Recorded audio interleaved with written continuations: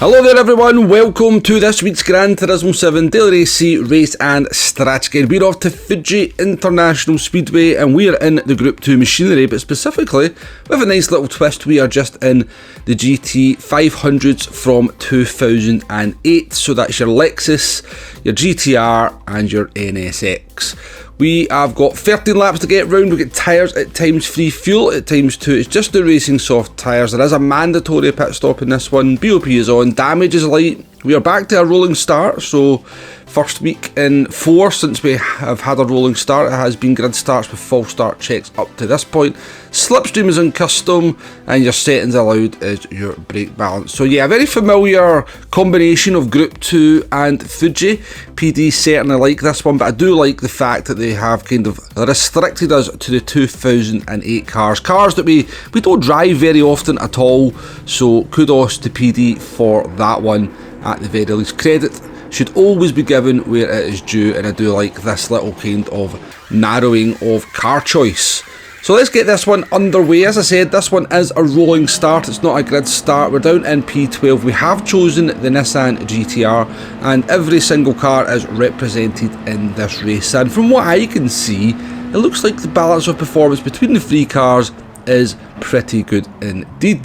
So coming into turn 1 there, I got a little bit spooked by the car in front. I had to stamp on the brakes. I think we maybe forced the German to take avoidant action into turn 1 as well, but otherwise than that, we get away from the start relatively cleanly. Now I can see straight away that we appear to have a little bit of a pace advantage over the Russian in front of us. Now, it wasn't a very strong lobby this one. There was a couple of fast drivers, a selection of fast drivers up towards the front, but there was A and B drivers throughout the rest of the field, so we were expecting to make some progress in this one. So we're up to the chicane for the first time. I could definitely see that we were a little bit faster than the car in front, and I have been told I need to be a little bit more aggressive on the overtake, so we're going to go down the inside there, try and outbrake them. They actually got a little bit spooked and outbroke themselves a little bit, and we actually move up 2 positions by overtaking the Russian, and another car has gone flying off the track at the chicane as well. So up to P9 now has come into the final sector for the first time. Now I know how much everybody loves the final sector at Fuji.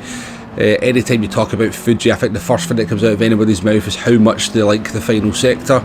So coming on to the main straight here for the first time to complete lap 1, and I decided I was going to pit at the end of this lap and do the no tyre change strategy. Now tyre wear is at times free, but we are on the soft tyres, but the Group 2 cars do tend to be pretty light. Now I had no idea whatsoever whether the tyres would make this strategy. I was looking at the tyre wear for doing 1 lap and I'm thinking, well, that doesn't look like 1/13th.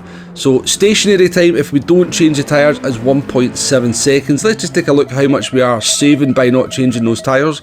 As we come in and we do a pit stop in practice, change those tyres, it comes in at 5.4. So the saving for not changing the tyres is 3.7 seconds. Overall, if you change the tyres, you're going to lose 17.7, and with the no tyre change, it's going to be 14 seconds fuel.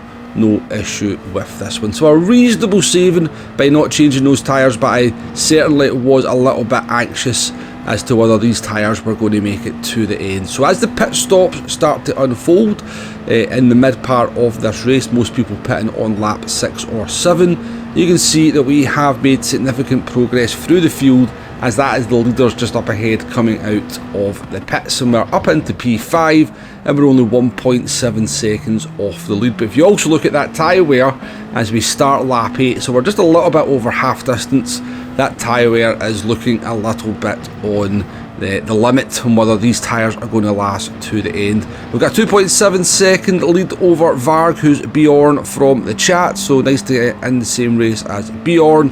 As we jump forward to lap 12, you can see Bjorn has cut that gap all the way down to 6/10. Now we are on to the last lap here, and you can see the tyres have actually managed to survive. Now I was having to save the tyres throughout the race, to be honest with you, particularly in the very fast right-hander of turn 3.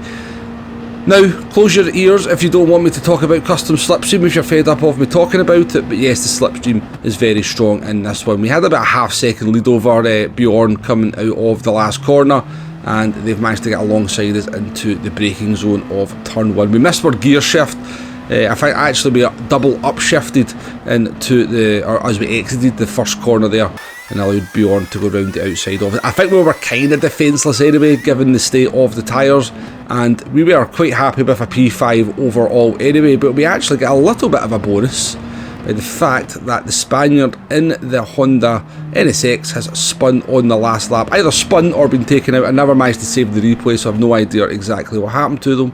But it does move us up into P4, gives Bjorn a nice podium as well. But you can see the no tyre change strategy is possible, but those tyres on the last couple of laps are pretty rubbish to drive on.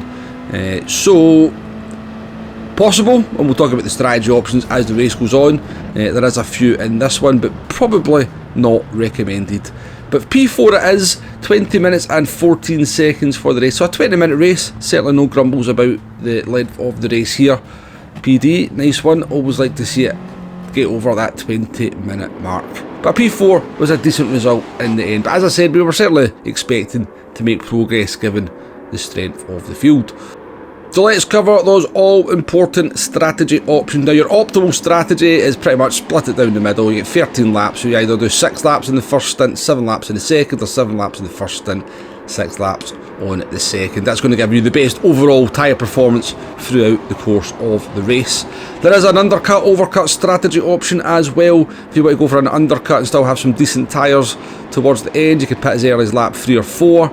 Does mean doing a longer stint on the second one. You're maybe going to be a little bit vulnerable to people doing the optimal strategy, but you should still have some pretty decent tyre performance left at the end. You've also got the overcut, so maybe you're trying to go a little bit longer on the first stint, get a bit of clean track, put in some lap times you know you can do. 8 or 9 laps on the soft tyres for the first stint, and then you're going to have really good tyres for the second one. And your alternative strategy, the one that we did in this one, is to don't change the tyres at the pit stop. You save 3.7 seconds over people who do change the tyres, which is significant, but you are going to have pretty rubbish tyres towards the end. It's not going to be the fastest way to do it. It's maybe a strategy to look at if you find yourself in a lobby with drivers you know you're going to be a little bit faster than, but you can definitely make progress in that kind of scenario. But I think overall most people will just go optimal because most people are, I hate to say it, sheep. But yeah, do remember there is an undercut and an overcut strategy option there as well, and it definitely can work in this one.